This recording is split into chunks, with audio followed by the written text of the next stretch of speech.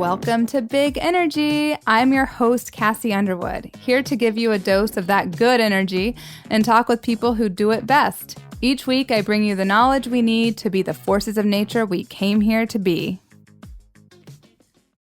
Hi, friends. I recorded this episode in Vermont. I had actually just gone on a run. I was visiting one of my besties who lives out in the country on this beautiful Green Mountain Road. The skies were blue. There were like a few little clouds. I just felt so inspired. I don't know what was going on. My friend who lives there said that she also gets really inspired on these walks. So I don't know if it was like a vortex or what was happening, but I felt so inspired to create this podcast episode. How I'm creating consistency for these podcast episodes is to let it be really low maintenance. Rather than needing everything to be perfect, I can just do it when I feel inspired. That's, like I was sharing in last week's episode, how I created a consistent meditation practice was not having 2 20-minute meditation practices a day. It was having a 1-minute practice a day that could be literally done anywhere. And the same is true for this podcast. How I'm going to be consistent is by recording anywhere. I hope you enjoy today's episode. It's all about how to break through fear. You don't have to wait for like 3 years to do the things that scare you.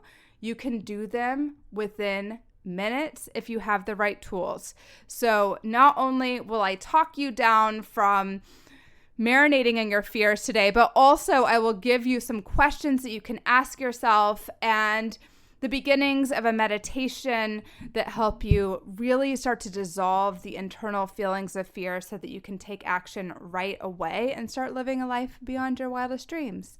I love you guys, and I hope you enjoyed the episode. Hey, so I'm out walking. I'm out on a trail in the boondocks of Vermont, visiting one of my besties who I will have on the podcast very soon. I have been talking to some of my clients today, and I felt very inspired by that and by some things going in my personal life to have a come to Jesus meeting with anyone who is letting fear stop them right now. So this goes out to creative, spiritual, female entrepreneurs and a few conscious males, and anyone who identifies as any other gender on the spectrum, and in particular, those who have spiritual tools or have transformational tools to deal with fear, and therefore let the reason that they don't do something, let the reason that they get stopped be fear.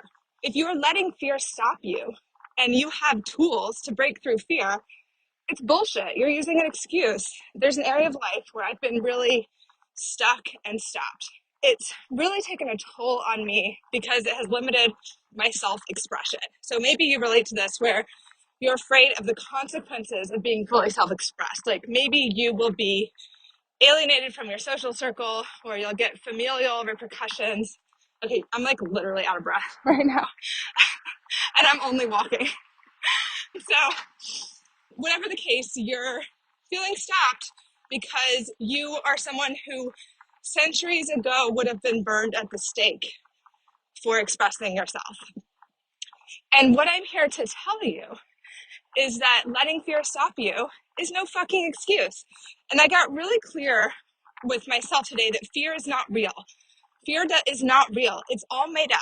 Like on my last day on this earth, I'm not going to be like, wow, I am so glad that I sat on my fears for 3 years instead of taking action. I'm so glad that I just didn't do anything during that time because I was afraid. That's not how I want to end my days. I'm never going to feel that way. I was really channeling Gloria Steinem earlier today as a leader and as someone who, when I get to be in my 80s, I hope that I've created a life that's like hers, where she's really mentoring a ton of people. She still has a high level of creative output. She's best friends with Jane Fonda. I mean, this is the life that I want for myself when I'm in my 80s. And that doesn't look like sitting on my ass and being like, well, I couldn't say my truth about that because, I've just been sitting here trying to figure out what was stopping me, trying to figure out my fears. And I just, I'll take another year to meditate on that. That's why we have tools. We don't have our awareness of fear so that we can use it as an excuse. We have our awareness of fear so that we can use the tools and immediately take action same fucking day. You don't have to wait until 2030 to take action on the thing you're afraid of. You can do it today. The other thing I want to say is that the idea is not to realize you have a fear and then to take action. That doesn't work either, because any action taken from a place of fear is only going to create more fear. So whatever action you take when you're deeply afraid and have not done the work around it, I'm not saying that the fear completely dissipates when you do the work around it, but any action that you take when you haven't done the work around it, when you're just aware of the fear, is going to beget more fear. So we really do want to sit and do the work, but we don't want to sit longer than a few minutes. So here's what it looks like. I realize I have a fear about something. I recognize from a metaphysical perspective that fear isn't real. Fear is nothing. At the end of my life, I'm not going to be glad that I built altars to my fear. And then I go and I ask myself the questions and I write the answers on paper. What is my fear? What's beneath that? What's beneath that? And what's beneath that? And what's beneath that, right? What am I really afraid is going to happen? And then what? And then what? And then after that, how am I being dishonest? How am I truly being dishonest here? From a spiritual perspective, not like how am I lying, but like how am I just not being real? Like, one, fear isn't real. Two is thinking I can't handle whatever the outcome is going to be. Three, thinking that this is like, the be all end all of something. That this is like where the road ends, that if this doesn't work out, that there's nothing else for me out there. That I can control other people's opinions of me. That living based on fear of what other people think of me, that living within the confines of how other people think I should behave will ever lead me to a free, happy, expressed life. That I came to this planet to bow down to what other people think. No, I came here to live the life that God would have me live, whatever it means to you, whether it's like talking out loud about dildos or sex or money or whatever you're not supposed to talk about, or whether it's really living like a very modest life, however you are meant to live, or anything in between, that's how you should live. You don't need to honor anybody else's playbook except for yours and whatever the God within you would have you live. So that's how we're being dishonest. And then we ask, what am I doing to reinforce the fear? Like, how am I behaving that's reinforcing the fear? So a lot of times I'm like staying small. So I'm not actually building evidence contrary to the fear. I'm just building and collecting evidence that the fear is real. So I'm not expressing myself, or I'm not putting myself out there. I'm not taking risks. I'm not being authentic, or whatever it is. Those are the ways that I'm just continuing to build evidence that the fear is real rather than evidence that the fear doesn't exist. And then sometimes it's like I'm just scrolling on Instagram, or I'm procrastinating, or wasting time, or just not doing the thing. So writing those down on paper are really good because it raises our awareness of it.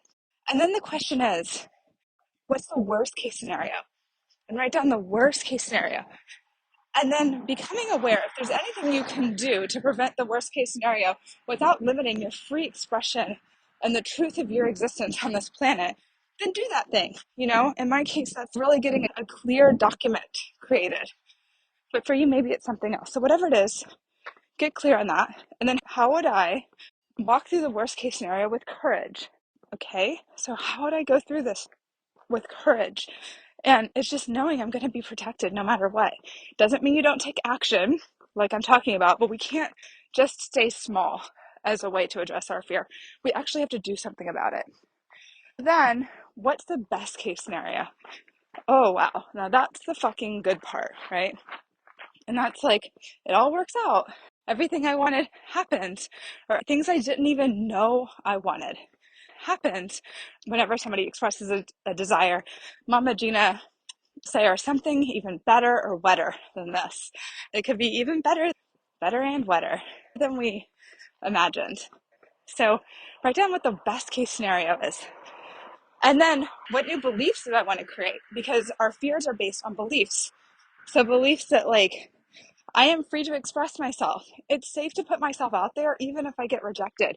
It's only the beginning. Every no is another step to yes. And anytime that I share something and nobody responds, it's okay as long as it's coming from my truth. Whatever it is, write down your new beliefs and then write down your action plan. You've written your action plan, do a meditation, imagine yourself walking through it, allow the fear to come up, continue to breathe as you picture the fear coming up, guide yourself through that meditation. The first time I did this, I didn't have any guided meditation. I didn't need some like structured thing, and you don't either. You can just sit down and close your eyes and picture yourself walking through the situation, knowing that you're safe and protected, walking through the fear and having the worst thing happen and continuing to breathe as you do it, allowing the scary feelings to come up and continuing to add consciousness to the fear, adding God, adding love to the fear, and then imagining the best case scenario and feeling the amazing positive feelings of that.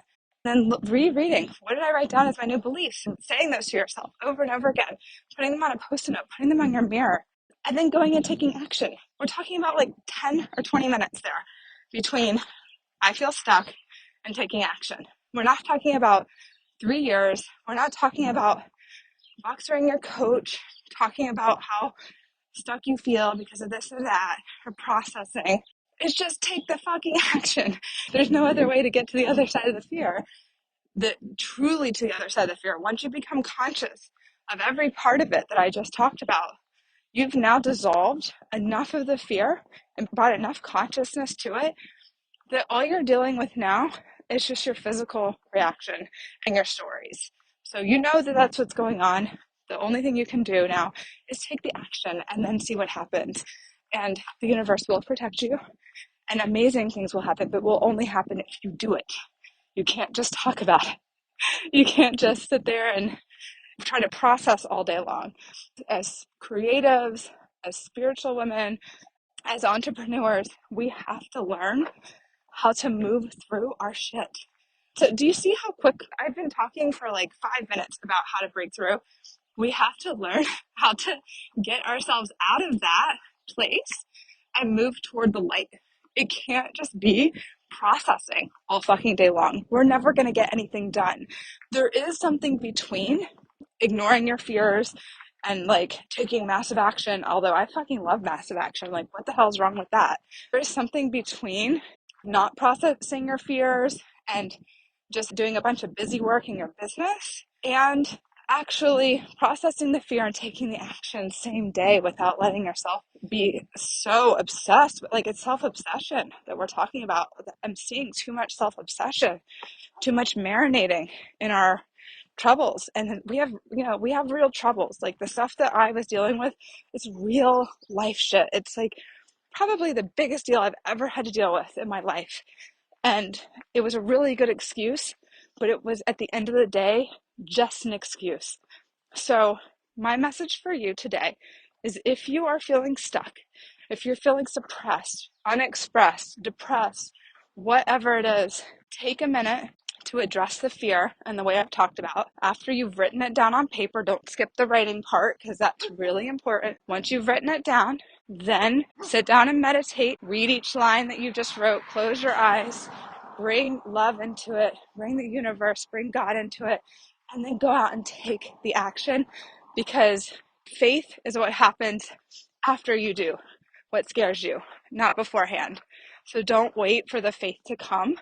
You have to take the action first while you're afraid, while you've brought consciousness to the fear. On the other side of the meditation, take the action and then you'll get the faith, because you're going to start to build evidence that the fear was never real to begin with. The fear was only in your mind. It was only a way the ego wanted to stop you from bringing your light to the world. So go do it. Don't let fear stop you. Let's put on our boss bitch britches and get some shit done. I love you guys. Have a great day. That was another episode of Big Energy with me, your host, Kassi Underwood. Were you into it?